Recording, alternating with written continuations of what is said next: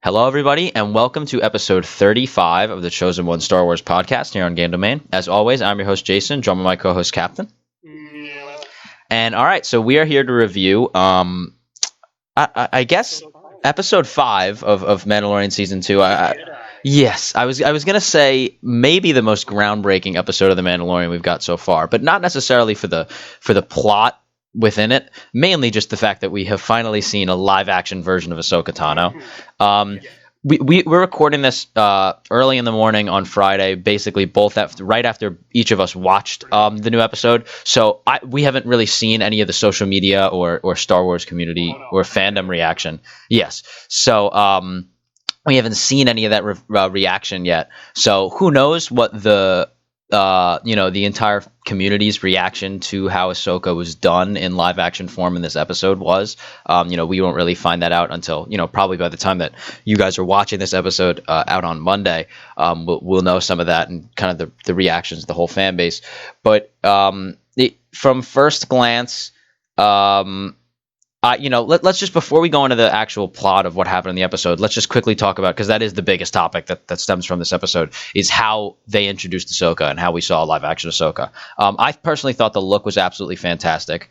I liked how kind of it wasn't like the first half of the episode was Mando like finding Ahsoka and then there's Ahsoka, and then the second half of the episode had Ahsoka as a main character. I liked how it was kind of two separate storylines to start, and then they meet paths about 10, 15 minutes in, or whatever it was. And I liked kind of just how they introduced Ahsoka with that beginning action scene, just make her look like a pure badass straight out of season 7 of the Clone Wars when we saw all that amazing action in there. I was just telling Captain this before the show. I was a little bit disappointed. I mean, even in all honesty, I was a lot of bit disappointed when Rosario Dawson started speaking as Ahsoka, because I was fully expecting them to have Ashley Eckstein do the voice.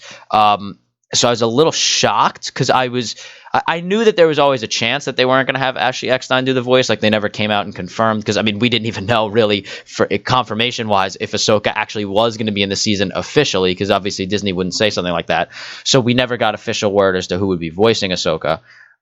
So I kind of just assumed it would be Ashley Eckstein. So I was just a little bit shocked, which made me a little bit disappointed when it wasn't.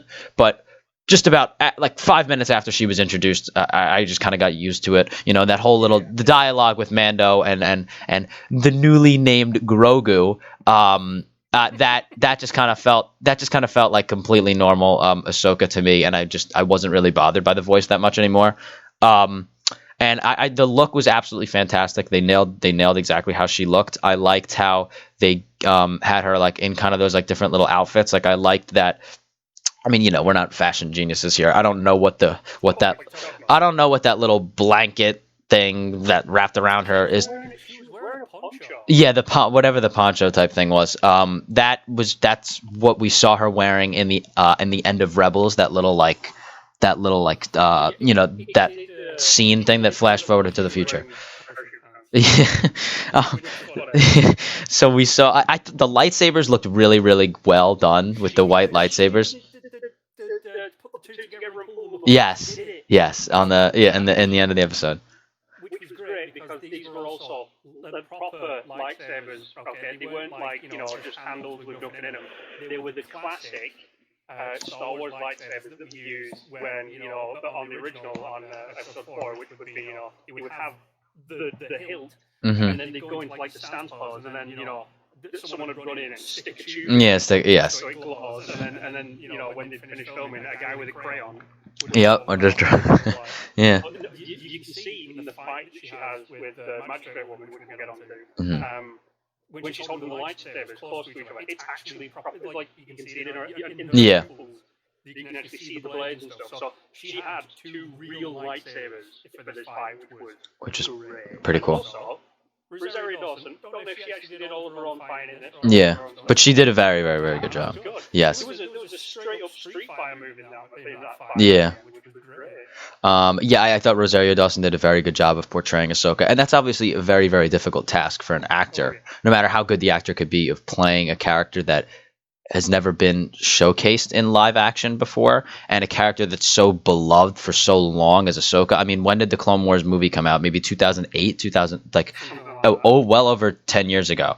So this is this is over 10 years in the making of fans waiting to see this character in live action, and she's really become a lot of fans' favorite character. That's the thing. The closest we ever got to her having any form of like live action stuff to it was her fight with Maul. Yeah, that was all a mocap stage where they filmed it, and then they just put the animated version on top of it. So whoever did the stunts for her in that, whose name I can't remember, fighting against the real Darth Maul, which must have been fucking amazing. That's like the closest we've got with live action. Yeah. So I mean, yeah, it was yeah, I lost my train of thought there. It was certainly very, very amazing to finally see Ahsoka on live action. So that was kind of my main thoughts on it. Captain, is there anything specifically you have to say about how they did Ahsoka in this episode before we move on to talk about the individual plot itself? Yeah. So before we started filming, I was like on the task of figuring out how old Ahsoka was. Let's say she's like 52 at the minute, because like she's 32 in Rebels. She's I mean whatever. She looks fine as hell. I mean, Tano woman, she looks amazing.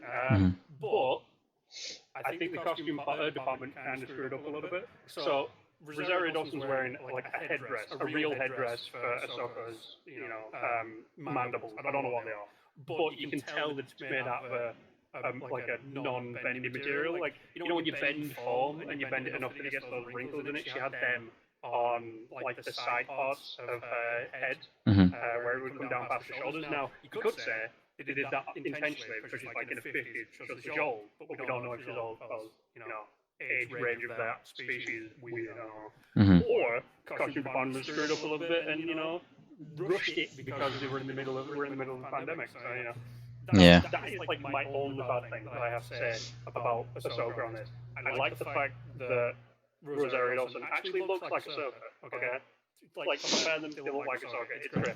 The voice doesn't bother me. Like it makes sense. She's 50-odd years old. The voice you have when you're 30 compared to the voice you have when you're 50 compared to the voice you have when you're like 17, completely different. I'm perfectly fine saying that Ahsoka's just aged to this part where she now has Rosario Dawson's voice. The parachute pants, that was kind of a weird move on the costume, but I guess with Ahsoka not being a Jedi anymore and living on this weird, desolate planet, which, by the way, in my prediction that I made last week for the episode, I said they would find Ahsoka on a forest planet. I said they would find Ahsoka on Dagobah, so I was wrong. Instead of a swamp planet, I found her on a forest planet. Agreeably, it might be a destroyed forest planet because everything had been burnt to ashes, but still remnants of trees there. It was a forest planet. So I think the way that the rest of the season's going, I might be like some weird soothsayer predicting the future of Star Wars. See, now I think that the Dagobah thing could still have been a possibility here because Yoda would only have been dead for 5 years. I mean, we saw what Palpatine did. Palpatine kind of disintegrated into thin air, and he magically reappeared. So I'm assuming Yoda would be able to figure out some way to come back into life to meet his grandson or his son or whoever Baby Yoda or whoever Grugo it really is. Every time there's a really good meme that I love, which is it's probably my goal as an American, but there's a Top Gear meme that says when Jedi die, oh no, oh well. Yeah. Oh yeah. Oh no. Anyways, yeah, because they come one with the Force, so because they're never really, they're never really gone, as Luke Skywalker says. So yeah, all right. So let's get into the individual plot of the episode. Obviously, we started off with that fight scene, beginning with Ahsoka, just kind of looking purely badass. It kind of just set up this little town and this little village in kind of like an eerie way. We didn't really know what to expect. Yeah, we saw like the magistrate up there with the troopers. We didn't know who anybody was. There was not one character that we knew of beforehand other than Ahsoka. Yeah, and so. It was a little, so that that was just beginning, just completely introducing this whole new town. Obviously, she takes them all out and then goes back off into the forest. And then I like what they did with kind of combining the storylines, having Ahsoka's storyline in the beginning, and then Mando, and then 10-15 minutes into it, having them combine to become the main storyline of the rest of the episode. So I think they did a really good job with that, and I think that Mando like Mando and Baby Yoda's interactions just continue to be absolutely amazing. The father and son bond, and obviously Ahsoka continues to bring that up throughout the episode, and towards the end, naming that the reason why she can't train Grogu, and I just think that was once again really, really well done. With the little ball that he wants to take, that we saw back all the way back in chapters 2 and 3 of the first season, and I think that, and then just how they introduced Mando, and then Mando went to see the magistrate, and the magistrate gave him the task, and it was kind of obvious right when he gave the task that obviously he's not going to kill Ahsoka, he's just going to go, this is just his way of going to find Ahsoka. And I also found it funny how it was typical Star Wars plot convenience that on this entire massive planet, Mando happens to land in the one village that Ahsoka is terrorizing. He just said that he's picked up a signal when he's about to land on the planet. Okay. All right. So then I guess, okay. So then I guess that does do something. It's just funny because obviously that's the magic of Star Wars and how we all just accept that as reality. The fact that that's like if somebody's coming down to look for somebody on Earth that they have no idea where they are, and they live in Canada, and they happen to land in the exact spot that they live in Canada. That's kind of the equivalent to it in the Star Wars world, but we get that all the time, so we're fine with it.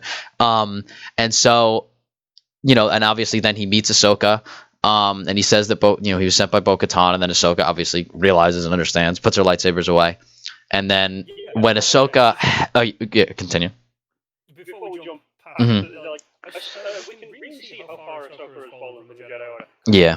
Mando could have just been some random bloke walking around, hunting one of those big weird tree things, and she just comes out of nowhere and immediately starts trying to kill him. Not like disable him or knock him over or capture him. She's like immediately trying to kill him, and I'm like, yeah, damn, what is going on with it? Like, that is true. Like she's gone because she's immediately like, I'm going to kill him. I'm not going to talk to him. I'm not going to do anything. I'm going to kill him. I'm like, Jesus Christ. Yeah, and then when she saw Grogu and then was holding him, and that little scene when Mando was like pacing back and forth when she was having like that forced conversation with Grogu was amazing, because it was almost like a dad with his kid in the principal's office or something, waiting to kind of see what was going on, and Mando was just pacing back and forth, looking. And then when Mando sits down, and we get a lot of history of Baby Yoda, obviously that his name is really Grogu, and that he was trained in the Jedi Temple at a very young age by many different Jedi Masters, and then after the Clone Wars, he was stolen, and then they said his memory becomes very dark and faded then, and they don't really know how he ended up out on Navarro as the asset, which he is now, and so then obviously, in typical Star Wars fashion, we get Ahsoka say that she can't train Grogu, just as every single Jedi can never be trained. Apparently, Anakin could not be trained, Luke could not be trained, and now Yoda can't be trained. Baby Yoda can't be trained.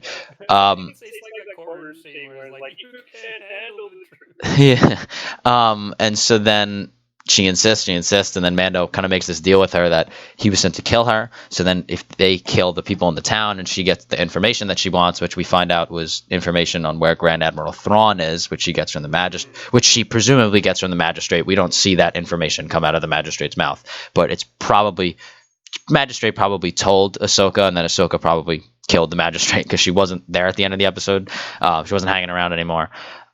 So then we get all that information about Grogu, and then she tries to train him, and he has just a more of a natural connection with Mando, which I thought was a really interesting plot point. And I think that maybe the answer just is that Baby Yoda, that Grogu doesn't want to be a Jedi, and he just has this connection with Mando, and he becomes almost like a Mandalorian foundling, which I think would be a really, really cool storyline, to have this force-sensitive member of Yoda's species who doesn't really, that's not really his destiny, is to become a Jedi. And obviously Ahsoka, then they just go and they take out the magistrate's forces in the town.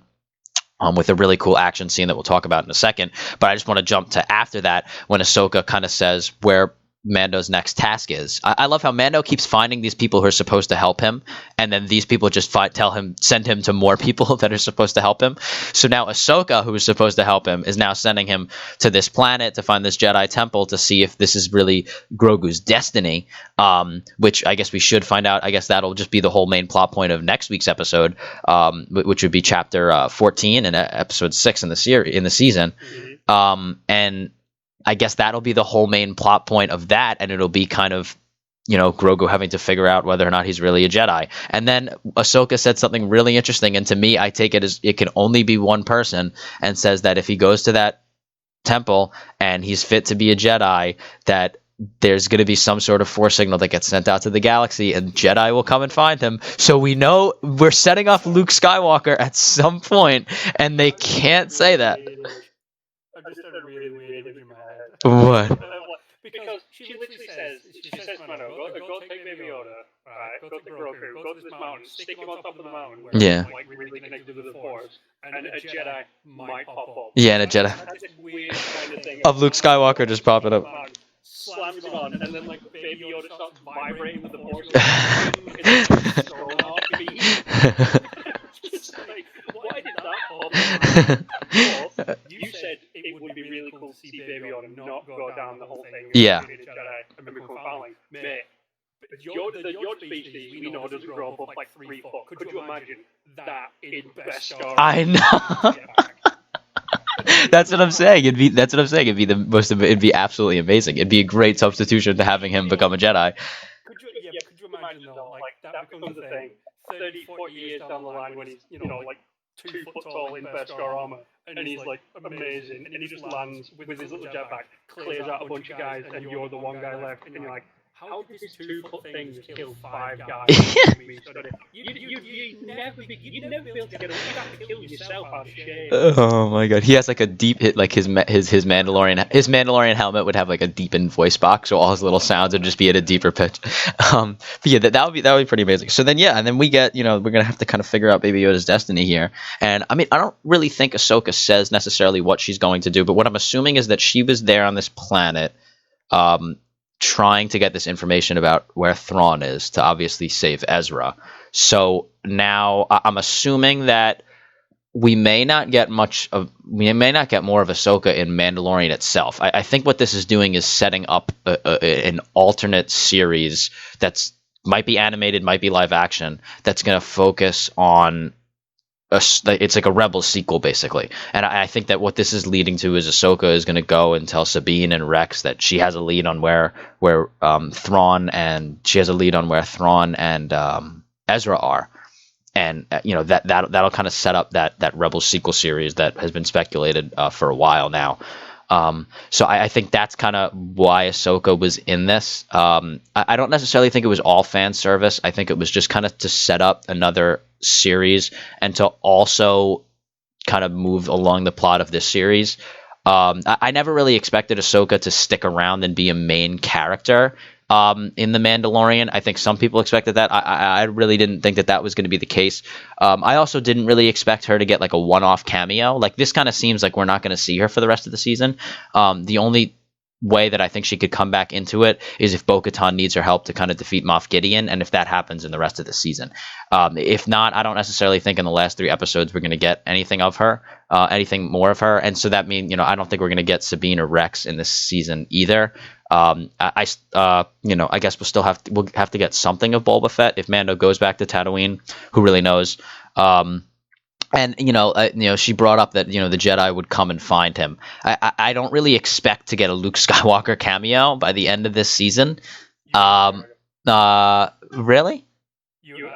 want in 5 seconds. Ewan McGregor. Just somehow.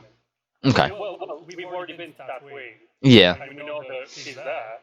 So I mean, it would be a good way. Well, no, but he's dead. He's dead now. Oh. Yeah. Oh, you're thinking of Rebels. You're thinking of we're in Rebels. Yeah, you're thinking we're in Rebels. I was thinking that because there's an Obi-Wan series coming out. Yeah. It could set up. And I was like, wait a minute. Yeah. Ewan McGregor is like the voice of Obi-Wan for a little bit, haven't you? Yeah, no, even no matter what, if if he just came from the dead and it was just Ewan McGregor, I don't think anybody would complain or question it. If he was just there casually. Yeah, it's just it's not even Obi-Wan, it's just Ewan McGregor. He doesn't even have to be playing Obi-Wan as long as it's him and he just talks in the same voice. It's fine. And so then so that Ahsoka kind of sets up that. And then so obviously we're presented with this, Baby Yoda. Mando has to take Baby Yoda, now named Grogu, to this planet with this sacred temple to see kind of what his next destiny is. I really love how completely out of it Mando is with the Jedi, and how he really has no I like how he has no idea anything about the Jedi, and he's and when she says the Force, he's like, his special powers, and she kind of just smirks. And he doesn't even know that the Jedi Order is long gone. He doesn't really know anything. And I just find that I find that a cool thing, because it really does show the power of the Empire, and how for a whole generation of people just had the Jedi completely erased from their memory. And most, they didn't, you think about just right before the Clone Wars, there was hundreds of thousands of Jedi in the Jedi Temple and the massive Jedi Order on Coruscant, and just 20 years later, by the time A New Hope comes around, it's just completely gone, and nobody even remembers or knows who the Jedi are. And then now, obviously, here we have, and Mando was a little kid in the Clone Wars, and he just doesn't have any recollection of that whatsoever. Which I think is really cool, and which also just makes it even weirder how that random guy in the Resistance in Episode 9 somehow knows about the Sith and dark magic, when nobody knows about the Sith, when less people know about the Sith than they do about the Jedi. And also the character that was played by Carrie Russell, who was I can't remember her name. She was Poe's friend from his home planet. Yeah. Yeah, with the helmet, with the cool helmet. Yeah. Yes. And she and then even she said, "How does he know Sith language?" As if it's a common knowledge language. It just what blows my mind. I like the fact that it would have been better if they would have just given 7, 8, and 9 Dave Filoni, right? Because they would have been really good movies. It would have been amazing. 100%. They were just like, Joe, we'll give him a TV show instead. We'll give him 4 more again. Yeah, it's just. And then within one episode, he has managed to make 40 minutes better than any. Yeah. 9 hours. Yeah, maybe 8. One 44-minute episode of The Mandalorian. Yeah. How do you make a 44-minute thing on a set that's no bigger than a small with CGI back? How do you make something better than something that had millions, potentially billions? That's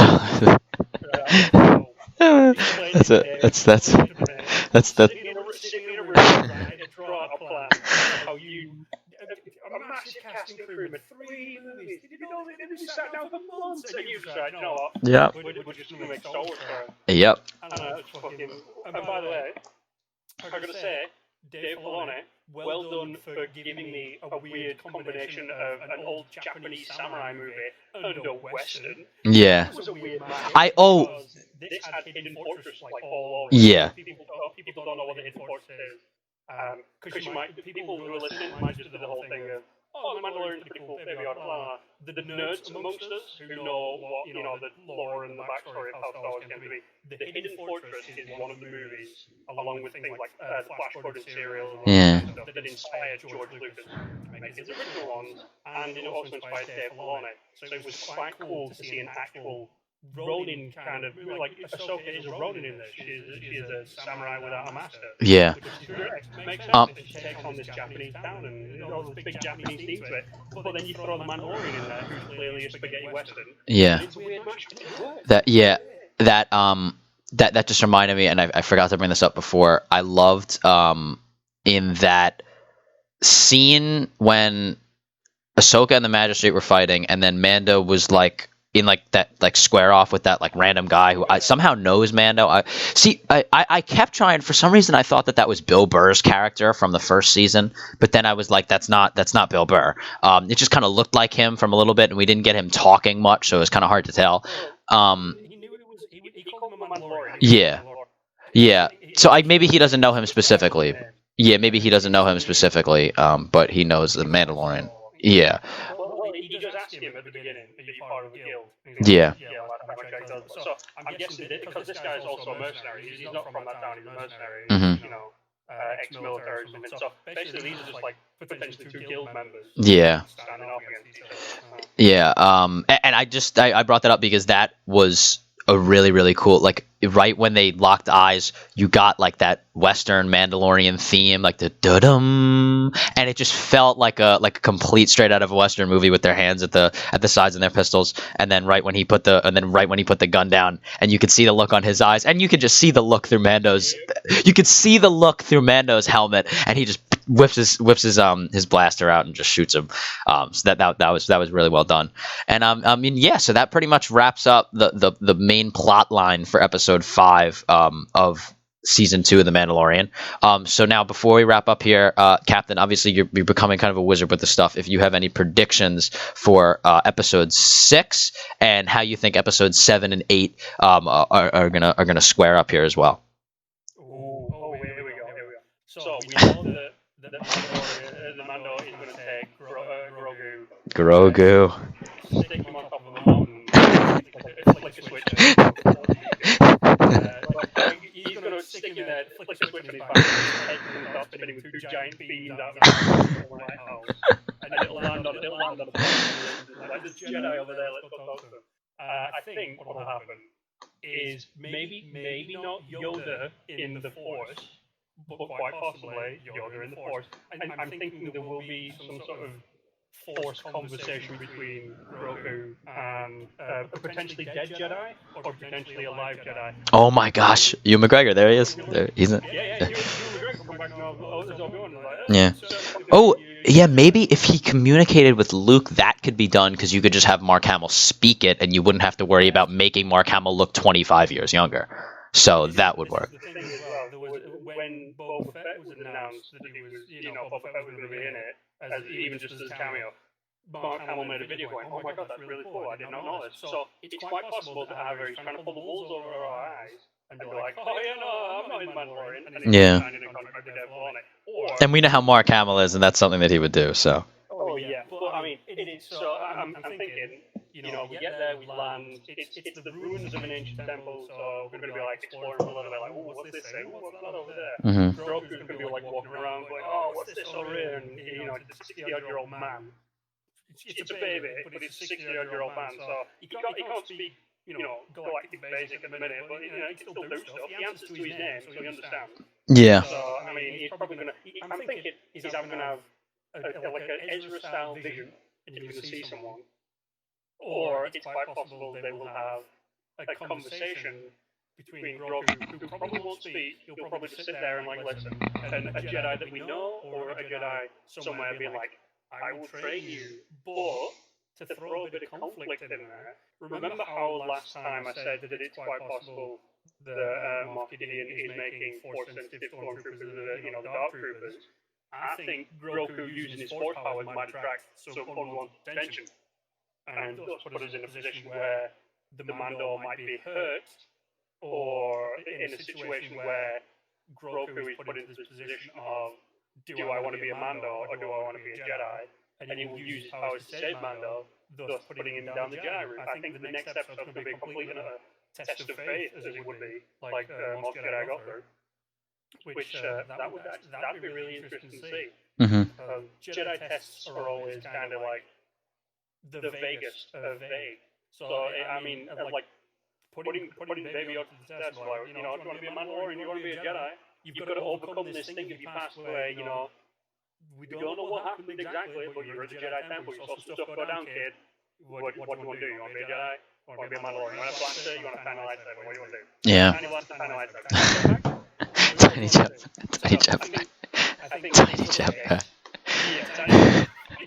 We could do both. We could do both. No, you could do both. You'd have the Force, the jetpack, the lightsaber, And the Beskar. Yeah. I think that's probably what's going to happen in episode 6. It's going to be a test of Grogu. We're going to be like, do you want to do it, or do you want to stick with Mando and potentially just be, maybe use your force to grab a cup or grab the little ball that you like. Or do you want to go down the proper Jedi route and learn to control the anger in your past and do all this cool stuff and have force powers like projecting yourself across the universe and then getting stabbed and then somehow still dying? We don't know what that's all about, but okay, whatever. Or maybe force powers like summoning Jedi like ships. Read up on some of the books, people at home. There's actually a Jedi who can summon the Force and make spaceships appear and shoot things. It's great within the Clone Wars. That'd be cool. Now, as for final 2 episodes, 7 and 8, I really think that 7 is going to bring back Moff Gideon, most likely in some sort of I kidnapped Baby Yoda sort of way, because we know that he's after viable cloning material of sorts, so like 4 eyes over there, so he can start making more Dark Troop. I'm going to stick with Dark Troop. I'm thinking the Dark Troop. I'm going to stick with that. And then I doubt. See, if he does bring Force-sensitive stormtroopers into it, that have dark powers, but not within the realms, like I said, it might bring Ahsoka back. So it might decide to pop up and be like, man, I'm going to stop this guy over here. There you go, I'll help. Bo-Katan, I think, might pop back for the final episode because she wants to get her hands on Moff Gideon. So I'm suspecting episode 7 is going to be ground to space story, or potentially just a space to ground story, and then the last one is most likely going to be a space one, where they're in space continuously, because Moff Gideon's on his ship. So that's where I'm going with that. Now, I don't want to speculate too much, but I do think episode 7 will be a massive test. Sorry, episode 6 will be a massive test of Grogu's connection to the Force and his willingness to be a Jedi or a foundling. I think that's the massive thing. I don't actually think that Mando's going to walk up, pick him up off the mountain, flick switch, and spin around like a lighthouse. Yeah. That would. I mean, he's taking him to a Force resonator chamber because it's contact with other Jedi. So, something's going to happen. I'm thinking a Force conversation. Grogu won't say anything. He might just, react, tilt his head, do whatever. But I think we're going to have a conversation. Most likely with the Jedi we know, but if not, with a Jedi that they're going to introduce. And I doubt there'll be any kind of bad guy kind of. I think episode 6 is going to be the last semi-filler one. This one with Ahsoka wasn't a filler episode. I think episode 6 will be the last semi-filler one where we beat out the rest of the filler that we haven't been able to get into the other episodes. Yeah. And then we focus on the main story. Yeah. All right. I agree. I think that's a good idea. I like the little spinning lighthouse idea. But all right. Yeah. So that pretty much wraps it up for episode 35 here, the Chosen Ones podcast. Tune in next week when we will be reviewing episode 6 and talking about Baby Yoda spinning around as a lighthouse when he flips the switch at the Sacred Temple. All right. So yeah, we'll see you guys next week.